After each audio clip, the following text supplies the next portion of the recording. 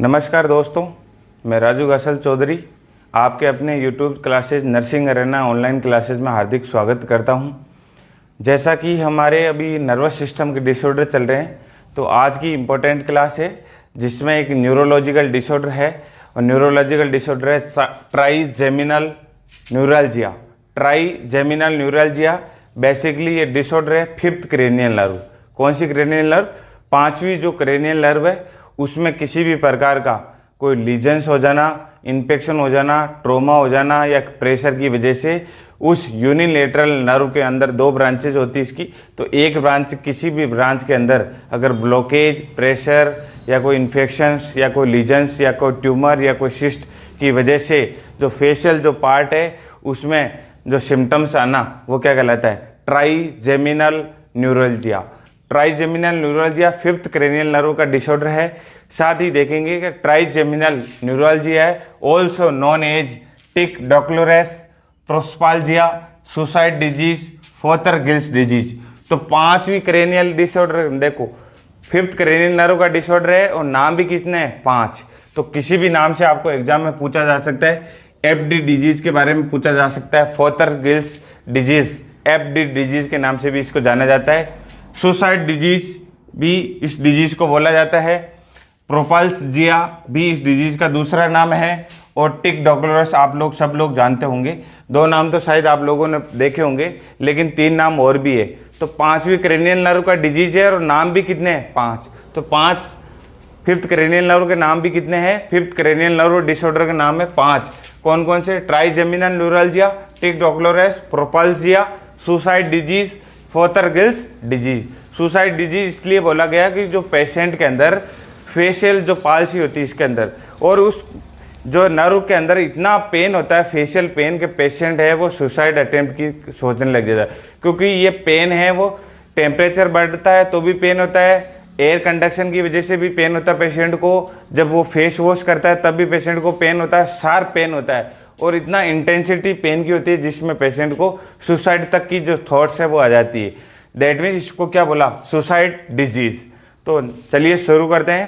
तो trigeminal neuralgia है, ये किसका डिसऑर्डर है? फिफ्थ क्रेनियल नर्व का। ये सेंसरी जो इसकी ब्रांच होती है उसका डिसऑर्डर है। तो इसके अंदर अपन लिख सकते हैं it is a disorder of sensory afferent branch of motor nerve, fifth cranial nerve. Fifth जो नर्व है उसका क्या है? ये disorder, fifth nerve disorder. That means इसके अंदर जो सेंसरी जो नर्व है, सेंसरी जो ऐसी जो नर्व जो कि सेंसेशन ब्रेन तक लेके जाती है, उसमें उस मोटर नर्व के अंदर क्या हो जाता है? डिजनरेशन या कोई प्रेशर या लीजन, जिसकी वजह से ये पर्सन के अंदर सिम्टम्स आते हैं। इस डिसऑर्डर के अंदर पेशेंट के अंदर रिकरेंट शार्प पेन होता है, recurrent sharp pain, facial pain लिख सकते हैं अपन, फेशियल पेन। इस न्यूरोलॉजिकल डिसऑर्डर के अंदर रिकरेंट का मतलब बार बार, शार्प फेशियल पेन, तो severe sharp facial pain patient को होता है। कब होता है? In this disorder, in this जब वेन पेशेंट या वेन जो भी पर्सन है वो फेशियल वॉशिंग करेगा, जब वो मुंह धोएगा, फेशियल वॉशिंग, या खाना खाएगा, च्युइंग, या कोई एक्सप्रेशन शो करेगा, एक्सप्रेशन, फेशियल एक्सप्रेशन, जब भी वो हंसेगा, फेशियल एक्सप्रेशन, या सोलोविंग, जब वो खाना निकलेगा, सोलोविंग डिफिकल्टीज, और पेशेंट में ठंड और गर्म के साथ में पेन है वो और बढ़ेगा। डेट मीन्स अगर ठंडे पानी से मुंह धोएगा तो पेन और ज़्यादा इंक्रीज होगा, ठंड होगा तो पेन को सीवियरिटी है वो और ज़्यादा इंक्रीज होगी। तो इसमें मेनली फेस वॉश करेगा पेशेंट, या हंसेगा, या एक्सप्रेशन, या खाना खाएगा, या निकलेगा कुछ भी चीज़, तो पेशेंट का जो पेन है वो और ज़्यादा इंक्रीज होगा।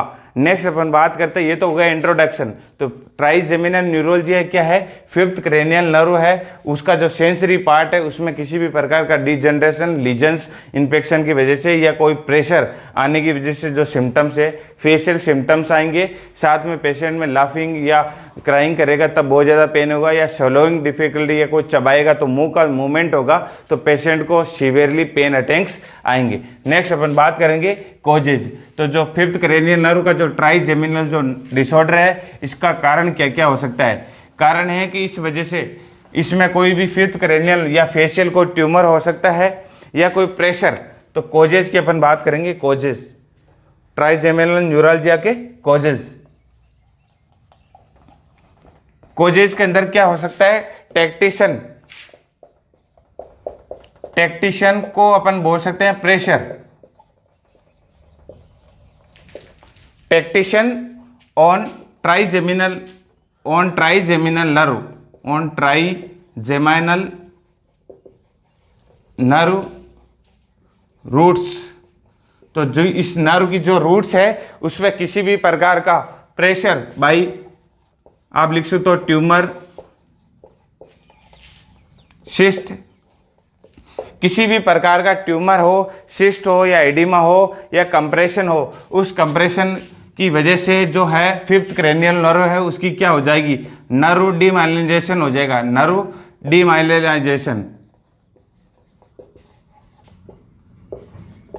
तो नर्व का जो डीमाइलिनाइजेशन होगा जिसमें पेशेंट में जो है हाइपर एक्टिव जो नर्व है, इस नर्व का डीमाइलिनाइजेशन किस वजह से हो सकता है, कोई प्रेशर हो जो लगातार फिफ्थ क्रेनियल नर्व पे है, या फिर कोई ट्यूमर है या कोई सिस्ट है जो कि बिनाइन भी हो सकती है, मैलिग्नेंट टाइप की। तो किसी भी प्रकार की कोई सिस्ट है तो उनमें नर्व के ऊपर कंप्रेशन, तो डीमाइलिनाइजेशन जिससे नर्व हाइपर एक्टिवेट होगी, और हाइपर एक्टिवेट होने से बार बार जो पेन के एपिसोड है वो देखने को मिलेंगे।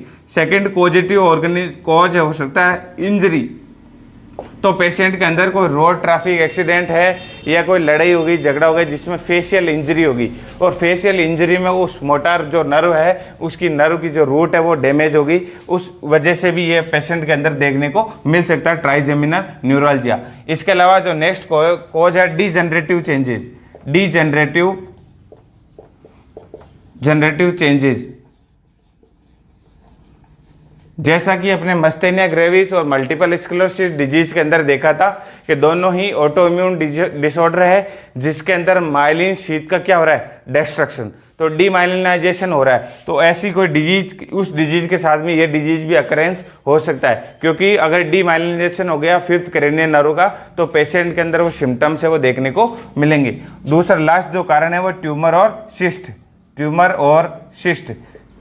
तो सिस्ट है बिनाइन टाइप्स की भी हो सकती है, कोई गांठ हो गई हो जो कि उस नर्व को, रूट को क्या कर रही हो, कंप्रेशन, और कंप्रेशन जैसे ही होगा साइन सिम्टम्स है वो अपेयर होंगे। तो ये तो हो गया ट्राइजेमिनल न्यूरोलजी का इंट्रोडक्शन।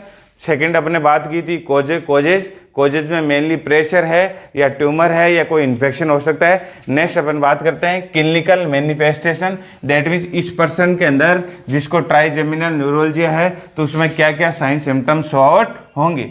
नेक्स्ट अपन बात कर रहे हैं clinical symptoms, clinical manifestation, clinical manifestation.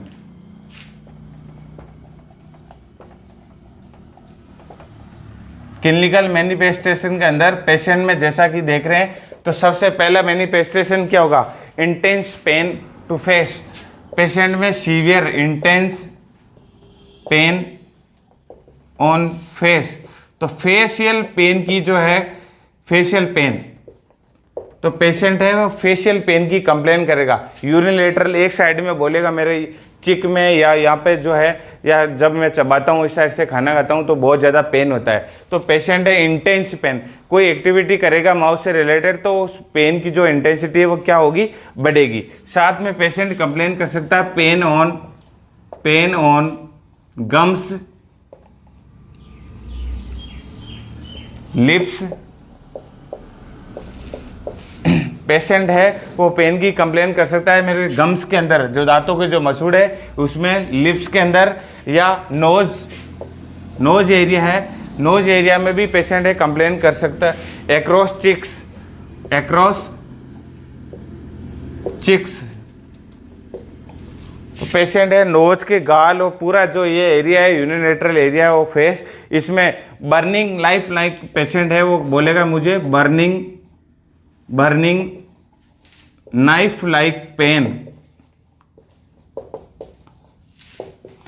वो ऐसे बोलेगा कि मुझे बहुत ही ज़्यादा जलन और चाकू का जो दर्द होता है नाइफ लाइक जो पेन, इसको वो पेन है उसकी कंप्लेन वो करेगा। और पेन जो है इस पेशेंट के अंदर वो पेन है वो रिलीव नहीं होगा, किसके द्वारा, नॉर्मल जो पेन किलर है एनाल्जेसिक, उसके द्वारा उस पेशेंट में कोई भी पेन रिलीव नहीं होगा। तो pain not relieved by analgesics. तो एनाल्जेसिक जो नॉर्मल ड्रग्स होती है पैरासीटामोल या एस्पिरिन या जो नॉर्मल आपके जो NSAID ड्रग्स है आइबुप्रोफेन, इन जो ड्रग्स से उस पेशेंट के पेन में कुछ भी फर्क नहीं पड़ेगा। दैट मीन्स वो न्यूरल पेन है और न्यूरल पेन के लिए जो नॉर्मल एनाल्जेसिक है वो वर्क नहीं करती, इसमें पेशेंट को एनाल्जेसिक देने के बाद भी पेन रिलीफ नहीं होगा। तो ये सारे के सारे क्या है, clinical manifestation, clinical features. Next अपन बात करेंगे डायग्नोसिस। और डायग्नोसिस क्या है, इस पेशेंट के अंदर जो MRI कराएंगे फेस की डायग्नोसिस, और डायग्नोसिस के अंदर पहले तो होता है हिस्ट्री और physical examination, history collection and physical examination. तो हिस्ट्री में पेशेंट बताएगा जब मैं खाना खाता हूँ तो बहुत ज़्यादा दर्द हो रहा है, या फिर मैं माउथ वॉश कर रहा हूँ तब और ज़्यादा पेन हो रहा है, या फिर मेरे को ठंड में जा रहा हूँ या AC में जैसे ही जाता हूँ या तेज़ हवा में मैं सफ़र कर रहा हूँ तो बहुत ज़्यादा पेन होता है। नॉर्मली पेन है हो रहा है लेकिन जैसे ही एक्टिविटी के साथ में बहुत ज़्यादा पेन हो रहा है, तो ये फिजिकल है, ये जो हिस्ट्री में पेशेंट है वो कंप्लेन करेगा। फिजिकल एग्जामिनेशन में डॉक्टर है जो कि जो फेशियल एग्जामिनेशन करके फाइंड आउट कर सकता है ये न्यूरल पेन है या नॉर्मल पेन है या कोई ट्यूमर का पेन है या सिस्ट का पेन है, तो फिजिकल एग्जामिनेशन। इसके अलावा जो सेकंड डायग्नोसिस है वो है MRI होता है magnetic resonance imaging. That means high मात्रा में जो चुंबकीय जो फील्ड है उसके अंदर जो मैग्नेटिक MRI जो है रीजन MRI करा के फेशियल MRI से क्या पता चलेगा, जो फेशियल नर्व है, फिफ्थ क्रेनियल नर्व जो ट्राइजेमिनल नर्व के नाम से जाना जाता है, उस नर्व के अंदर जो एक्सॉन पार्ट है उसमें माइलिन का डेक्सट्रेशन हुआ है कि कोई कंप्रेशन है या कोई इंजरी है या कोई स्वेलिंग है, इन सब का MRI के अंदर पता लगाया जा सकता है। तो ये डायग्नोसिस हो गया MRI। और MRI जब डायग्नोस हो गया कि ट्राइजेमिनल न्यूरोलजिया है तो नेक्स्ट होता है मैनेजमेंट। नेक्स्ट क्या होता है, मैनेजमेंट। नेक्स्ट अपन बात करते हैं मैनेजमेंट। तो जो ये ट्राइजेमिनल जो न्यूरोलजिया डिजीज है, इसका या तो एग्जाम में, कंपटीशन एग्जाम में दूसरा नाम, तीसरा नाम, चौथा नाम या पांचवा नाम, कोई भी नाम पूछा जा सकता है, या आपसे पूछा जा सकता है कौन सा डिसऑर्डर है। दैट मीन्स ये सेंसरी जो एफरेंट जो मोटार है उस रूट का डिसऑर्डर है, साथ में फिफ्थ क्रेनियल नर्व का डिसऑर्डर है। नेक्स्ट अपन बात करते हैं मैनेजमेंट। और मैनेजमेंट के अंदर मेडिकल मैनेजमेंट। तो मेडिकल मैनेजमेंट के अंदर जो नॉर्मल एनाल्जेसिक, जैसा कि अपन ने पढ़ चुके हैं, नॉर्मल एनाल्जेसिक है वो तो इसके अंदर काम नहीं करेगी, तो इसके अंदर दी जाती है कार्बामाजिपाइन ड्रग्स, कार्बामाजिपाइन 200 mg। कार्बामाजिपाइन ड्रग है, ये चॉइस ऑफ ड्रग। तो ये जो ड्रग है उस पेशेंट के अंदर देंगे तो थोड़ा सिम्टोमेटिक है, पेशेंट के अंदर रिलीफ देखने को मिल सकता है। इसके अलावा जो नेक्स्ट ड्रग है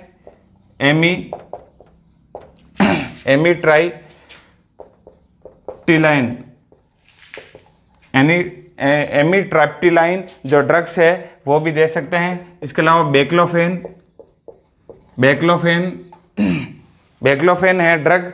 इसके अलावा पेशेंट के अंदर अगर सीजर वगैरह है या एंजाइटी है तो फेनिटोइन जो ड्रग्स है,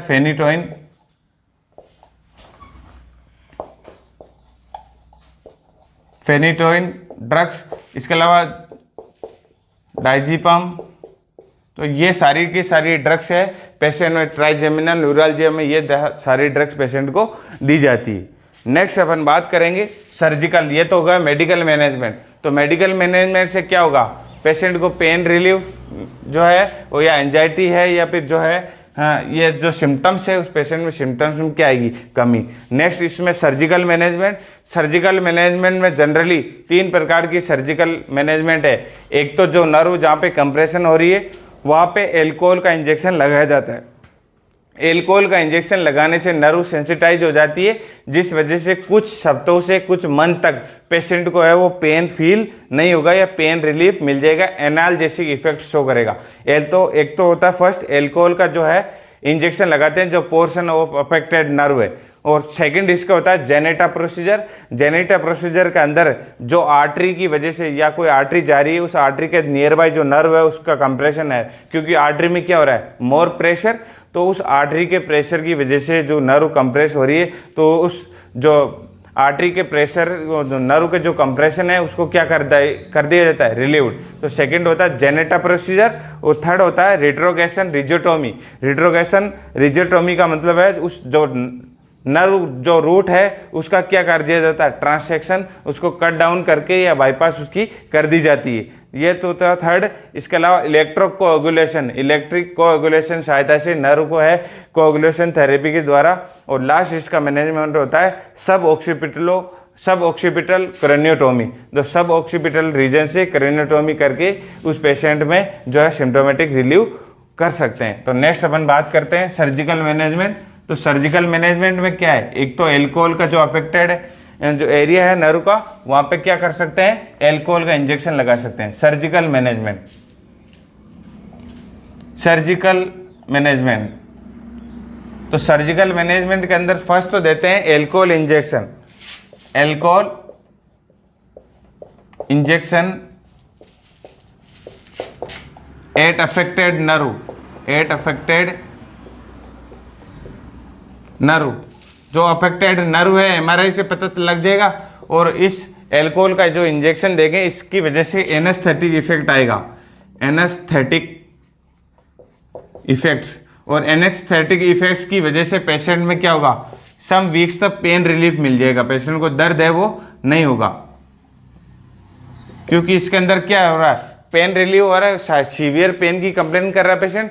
तो इसमें जब एनेस्थेटिक जो एफर्ट्स एनेस्थेटिक इफेक्ट आने की वजह से एल्कोहल का इंजेक्शन लगा रहे हैं, जिसकी वजह से पेशेंट में पेन रिलीफ है वो मिल जाएगा। सेकंड जो प्रोसीजर होता है जेनेटा प्रोसीजर, सेकंड सर्जिकल प्रोसीजर है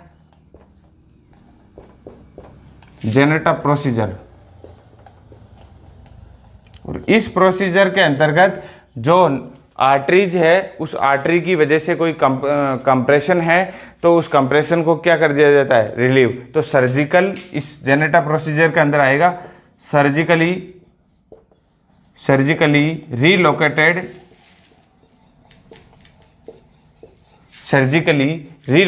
the artery surgically relocated the artery that compressing nerve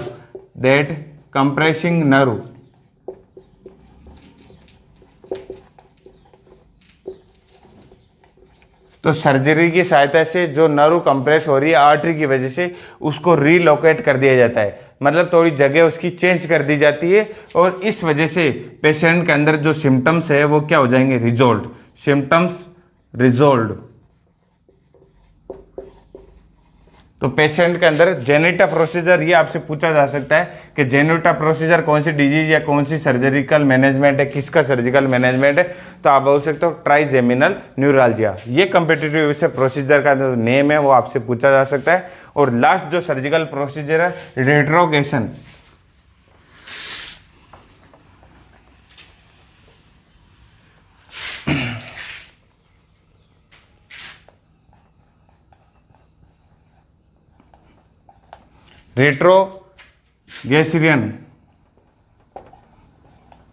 रेट्रोगेशियन रिजोटोमी, राइजोटोमी भी बोल सकते हैं इसको, रेट्रोगेशियन रिजोटोमी। ये भी कम्पिटिटिव से इंपॉर्टेंट है, ये भी पूछा जा सकता है कौन सी डिजीज के अंदर ये प्रोसीजर करते हैं। इसके अंदर करते हैं डिवीजन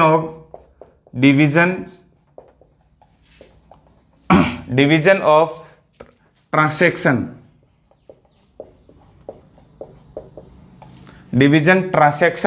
ऑफ नर्व रूट तो डिवीजन ट्रांसेक्शन का मतलब है किसी कोई पार्ट को हटा देना, जो इन्फेक्टेड पार्ट है उसको बोलते हैं रिजोटोमी, और ये उस नर्व रूट का जो रिजोटोमी करना सर्जिकल वो कहलाता है रिट्रोग्रेशियन रिजोटोमी। नेक्स्ट इसके अंदर जो नेक्स्ट सर्जिकल है वो है इलेक्ट्रोकोगुलेशन। इलेक्ट्रिक जो है ये भी एडवांस प्रोसीजर है जिसकी सहायता से नेक्स्ट है सर्जिकल इलेक्ट्रोकोएगुलेशन। इलेक्ट्रोकोएगुलेशन प्रोसीजर, इस प्रोसीजर की सहायता से कोगुलेट कर दिया जाता है उस जो डिफेक्टेड नर्व, उसको क्या किया जाता है, कोगुलेट। और लास्ट जो सर्जिकल मैनेजमेंट है सब ऑक्सीपिटल क्रेनियोटोमी। तो सब ऑक्सीपिटल रीजन से क्रेनियोटोमी करके जो पर्टिकुलर कोई सिस्ट है, ट्यूमर है, उसको क्या किया जाता है, रिमूव किया जाता है। और रिमूव करने से प्रेशर है वो हट जाएगा, तो पेशेंट में जो सिम्टम्स है उससे क्या मिल जाएगा, रिलीफ। नेक्स्ट होता है नर्सिंग मैनेजमेंट। ये तो हो गया मेडिकल मैनेजमेंट में ड्रग्स देख ली, कार्बामाजिपाइन, एमिनोट्रिप्स, इसके अलावा फेनेटोइन और डाइजीपम। इसके अलावा सर्जिकल मैनेजमेंट, और सर्जिकल मैनेजमेंट के बाद में लास्ट आता है नर्सिंग इंटरवेंशन या नर्सिंग मैनेजमेंट। तो नर्सिंग इंटरवेंशन में एज ए नर्स इस अगर डिजीज का कोई पर्सन है तो उसको आप क्या एडवाइस दोगे या क्या केयर करोगे, नर्सिंग इंटरवेंशन। नर्सिंग इंटरवेंशन, तो एज ए नर्स अगर ट्राइजेमिनल न्यूरल्जिया कोई पेशेंट है तो एज ए नर्स पेशेंट में क्या करना है, तो पेशेंट को बहुत सारी चीज़ें बतानी है कि आपको हॉट या कोल्ड एनवायरनमेंट से बचना है, क्योंकि हॉट या कोल्ड की वजह से पेशेंट में सिम्टम्स है वो इंटेंसिटी बढ़ रही। तो सबसे पहले पेशेंट को प्रिवेंट करना है हॉट या कोल्ड एनवायरनमेंट से सबसे पहले। सेकंड, उस पेशेंट को स्मॉल फ्रिक्वेंट डाइट देनी है, क्योंकि वो लंबे समय चबाएगा तो नर्व में ज़्यादा प्रेशर आएगा चबाने की वजह से, सोलोइंग की वजह से। तो थोड़ा थोड़ा उसको, और जनरली लिक्विड और सॉफ्ट डाइट देनी है ताकि पेशेंट को कम से कम च्यूइंग करने की आवश्यकता हो, कम से कम च्यूइंग नीड हो, जिसकी वजह से पेन हो कम से कम हो। लास्ट में जो पेशेंट में है, पेशेंट को ये एडवाइस करना है कि आपका अगर इस साइड में पेन है तो आपको जो अनअफेक्टेड पार्ट है, दैट मीन अनअफेक्टेड पार्ट कौन सा होगा है मेरा ये, तो इस वाले पार्ट से उसको च्यूइंग करने के लिए भोजन है, इस वाले पार्ट से चबाने के लिए उसको बोलना है, क्योंकि इधर चबाएगा तो और ज़्यादा मूवमेंट से उसको पेन होगा तो प्रेशर बढ़ेगा। तो दैट मीन्स अनअफेक्टेड जो पार्ट है उसे उसको चबाने के लिए बोलना है। साथ में जो प्रेस्क्राइब जो मेडिसिन है डॉक्टर के द्वारा जो दी गई है उसको टाइम टू टाइम है पेशेंट को वो लेनी है। और साथ में उसको बोलना है पेशेंट को कि आपको एजुकेट करना है कि आपको है ना फास्ट वॉकिंग नहीं करनी है, मतलब भागना दौड़ना नहीं है, या ऐसा कोई बाइक का सफ़र है वो आपको नहीं करना है जिससे एयर करंट आपको एयर की वजह से, कॉन्टैक्ट की वजह से आपको पेन है वो बढ़ जाए। तो ऐसी एक्टिविटी आपको नहीं करनी है जिसकी वजह से पेन है वो इंटेंसिटी और इंक्रीज हो जाए। ये सारी के सारे क्या है, नर्सिंग इंटरवेंशन है, जिसको अपन हेल्थ एजुकेशन भी बोल सकते हैं। तो सबसे पहले आता है nursing intervention, prevent patient to excessive cold, prevent patient to excessive cold oblique hot environment। तो पेशेंट को सबसे पहले अत्यधिक कोल्ड, बहुत ज़्यादा कोल्ड या बहुत ज़्यादा हॉट एनवायरनमेंट में जाने से उसको क्या करना है, रोकना है। सेकंड जो नर्सिंग इंटरवेंशन है, provide small frequent diet, provide small and frequent, small frequent में आप लिख सकते हो लिक्विड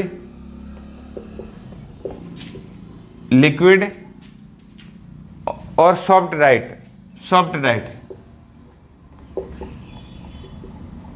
तो पेशेंट को है स्मॉल फ्रीक्वेंट लिक्विड और सॉफ्ट डाइट देनी है। सॉफ्ट डाइट में कम से कम जो है च्यूइंग की नीड्स होगी, जिसकी वजह से पेशेंट में है वो पेन की इंटेंसिटी क्या हो सकती है, कम। नेक्स्ट है to advise client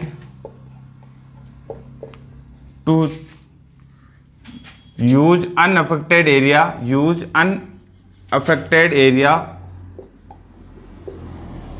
use unaffected side लिख सकते हो, side to food chewing, food chewing. That means आपको भोजन चबाने के लिए जो अनअफेक्टेड साइड है उसका आपको यूज करना है, उसका इस्तेमाल करना है। शास्त्र में जो लास्ट इंटरवेंशन है, टेक प्रेस्क्राइब्ड, जो डॉक्टर के द्वारा प्रेस्क्राइब की गई मेडिसिन, उसको टेक प्रेस्क्राइब मेडिसिन टाइमली लिख सकते हो आप। Take prescribe medicine as ordered, जो ऑर्डर किया है वो उसी ऑर्डर के अकॉर्डिंग उस ड्रग्स को है वो प्रॉपरली उसको प्रेस्क्राइब करनी है, पेशेंट को लेना है या पेशेंट को लेने के लिए बोलना है। और साथ में है अवॉइड एक्टिविटीज़, ऐसी एक्टिविटीज़ को क्या करना है, avoid activities which is those increasing pain, those increasing pain. तो ऐसी एक्टिविटी को अवॉइड करना है, मतलब बाइक मोटरसाइकिल ड्राइविंग है या आपको स्विमिंग है या बॉक्सिंग जो गेम्स है, ऐसे गेम्स है वो अवॉइड करना है, क्योंकि इनकी वजह से उस नर्व के ऊपर और कंप्रेशन आ सकता है, जिसकी वजह से और ज़्यादा प्रेशर है उस पर इंक्रीज होगा, तो और ज़्यादा सिम्टम्स है वो अपीयर होंगे। तो मैं उम्मीद करता हूँ जो आज की डिजीज है ट्राइजेमिनल न्यूरोलजिया, जो कि neurological fifth cranial nerve disorder है। कैसा है? Fifth cranial nerve disease. तो पांचवी जो क्रेनियल नर्व डिजीज है इसका डिसऑर्डर है, नाम कितने इसके? 5। तो ये डिसऑर्डर आपको समझ में आया होगा। आज की जो लेक्चर की समरी है वो यही है, ट्राइजेमिनल न्यूरोलजिया को आप also known as tic douloureux, Fothergill's disease, suicidal disease, इसके अलावा प्रोसोपाल्जिया डिजीज बोला जाता है। सेंसरी इफरेंट जो मोटर नर्व है उसका डिसऑर्डर है। फिफ्थ क्रेनियल नर्व इसके अंदर अफेक्टेड होती है, किस वजह से? पेन, प्रेशर, कोई लीजन्स, कोई इंजरी, ट्रोमा, सिस्ट, इन सब की वजह से डिजीज हो रही है। जो मेन इसमें कॉजेज है वो कारण यही होता है, डिजनरेटिव है या इंजरी या ट्यूमर हो सकता है। इसके अलावा मैनिफेस्टेशन देखा था फेशियल एरियाज में, चिक्स आ गया, गम्स, लिप्स, और इन सब में पेशेंट में जो फेशियल एक्सपीरियंस करेगा तो सीवियर पेन होगा पेशेंट में। फेशियल पाल्सी भी इसको बोला जाता है। और नेक्स्ट इसके अंदर आपने मैनेजमेंट की बात की, तो मैनेजमेंट के अंदर मेडिकल मैनेजमेंट देखा था, जिसके अंदर कार्बामाजिपाइन, एमिट्रोट्रिप्टिन, इसके अलावा डाइजिपाम, फिनेटोइन जो ड्रग्स है वो देखी थी। और सर्जिकल मैनेजमेंट में एल्कोहल इंजेक्शन, ताकि एल्कोहल इंजेक्शन की वजह से पेन रिलीफ है। जेनेटा प्रोसीजर और रेट्रोकेशियन जो रिजोटोमी, इलेक्ट्रो कोगुलेशन थेरेपी और सब ऑक्सीपिटल जो क्रेनेटोमी, इनके बारे में देखा था। ये मेडिकल और सर्जिकल मैनेजमेंट था। और last nursing intervention, nursing intervention में जिसमें पेशेंट को होल्ड कोर एनवायरनमेंट से बचाना है, फ्रीक्वेंट डाइट देनी है, अनअफेक्टेड पार्ट से पेशेंट को च्युइंगिंग लिए बोलना है और प्रॉपर मेडिसिन लेनी है, और ऐसी एक्टिविटी से अवॉइड करना है जिसकी वजह से पेन या प्रेशर बढ़ा जा सकता है। तो मैं उम्मीद करता हूँ आज का लेक्चर आपको अच्छे से समझ में आया होगा। अगर आप इस चैनल पे नए हैं तो प्लीज़ सब्सक्राइब करें चैनल को, और अगर आपने लाइक और शेयर नहीं किया तो ज़रूर से लाइक और शेयर करें। Thank you joining this class. वंदे मातरम। जय हिंद।